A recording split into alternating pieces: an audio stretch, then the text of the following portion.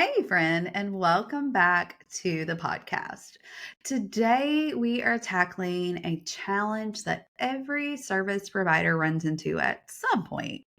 What do you do when clients go quiet? Well, you know the feeling, I'm sure. The emails aren't getting answered, the documents aren't being uploaded, the calls keep getting rescheduled, but you want to move forward. It just feels like you're hitting a wall. And when that happens, it can be super frustrating, discouraging, and even sometimes scary because you start wondering, are they unhappy? Are they going to leave? Or am I doing something wrong? So today we're going to break it down. I'm going to share why clients sometimes do go quiet, how you can handle slow communication without losing momentum in your business, and the best ways to maintain strong relationships even during the silence. So let's dive in.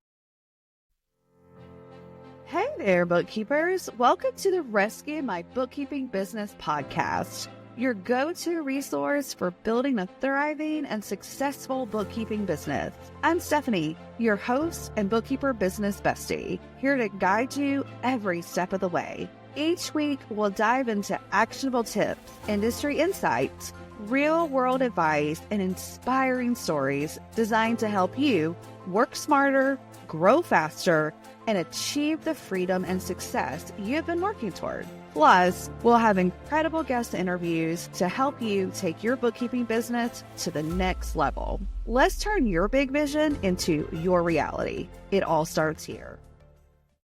First, I want to normalize this.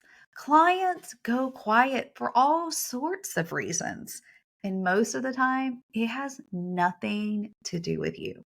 So here's a few common ones. Maybe they're overwhelmed. Maybe as business owners, they wear a lot of hats too. And sometimes your emails aren't being ignored, they're just buried. Or they could be embarrassed. Maybe they're behind on their books or they don't understand your request. And instead of admitting it, well, they just go silent. They could also be distracted. Life happens, vacations, family, or unexpected business fires. Well, we know how that is. And maybe they just don't see the urgency in the matter because what feels important to you may not feel urgent to them. So, knowing this helps you take the emotion out of it. Silence does not automatically mean dissatisfaction. So, now let's talk about what you can do when communication slows down. And it happens all the time. First, make sure you have clear processes. Set expectations early with your clients. Let them know upfront. If I don't hear back from you within X number of days, here's what will happen. That way, you have a structured process that makes the silence less stressful because you already have a plan. Number two, use gentle nudges with your clients. Instead of just checking in emails, try framing reminders with value. Maybe say, I want to make sure your July reports stay on track. Can you upload these receipts I need by Friday? Or I know things can get busy, so I've attached a checklist to make this easier for you.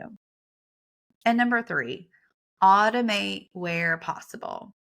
If you often wait on the same things like bank statements or credit card statements, create automatic reminders through your client portal or CRM. You know, I love Keeper for this. This keeps momentum without you feeling like a nag. And number four, keep projects moving where you can. If one piece is stuck, work on what you do have because progress, even partial, reduces bottlenecks once the client does catch up. Now, here's key. Don't let silence damage the relationship. A few ways to maintain connection with your clients is to assume positive intent.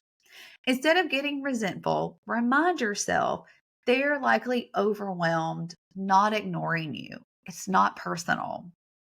Also, check in with care because sometimes a quick personal note like, hey, I'm just checking in. How are things going on your end? Goes further than another task reminder. And then offer solutions. If you notice they always drop the ball on the same task, suggest alternatives.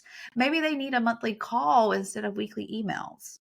Your role as a bookkeeper isn't just to crunch numbers, it's to help clients succeed. And sometimes that means helping them through their communication roadblocks too. Now, let's talk about you for a minute. Because if you're not careful, a quiet client can create stress and even scope creep. A few boundaries I want you to have to protect yourself. Make sure you have a late policy. If delays cause you to work overtime or your team, have a policy that adjusts timelines or even added fees. Also, have firm cutoffs. If information isn't received by a certain date, the project gets pushed. This creates accountability. And don't overwork to compensate. It's not your job to scramble at midnight because a client sent documents last minute. Remember to protect your time. Boundaries are part of maintaining a professional relationship. They show clients you respect yourself, and that teaches them to respect your time too. Now, when clients go quiet, it's easy to slip into self doubt. Trust me, I've been there. Asking the questions like, what if they're unhappy? Or what if I lose them? But here's the shift: silence doesn't equal failure. In fact, how you handle silence is what sets you apart. The bookkeepers who stay calm, communicate clearly, and hold boundaries are the ones clients trust long term. Because eventually, when the silence breaks, the client realizes you didn't panic, you didn't disappear, and you didn't drop the ball.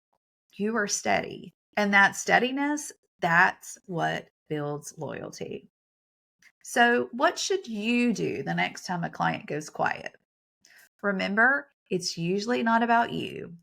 Stick to your processes and gently nudge them forward. Protect your boundaries while staying kind and professional. Focus on maintaining the relationship, not resenting the silence. This is part of running a business, but it doesn't have to throw you off balance. Well, that's it for today. Thanks for tuning in, my friend. If this resonated with you, screenshot this episode and tag me on Instagram. I'd love to hear your biggest takeaway. And as always, if you're looking for more ways to step into your role as a true partner and advisor for your clients, make sure you're on my email list for updates about upcoming programs and resources that can help you grow. Until next time, keep thriving.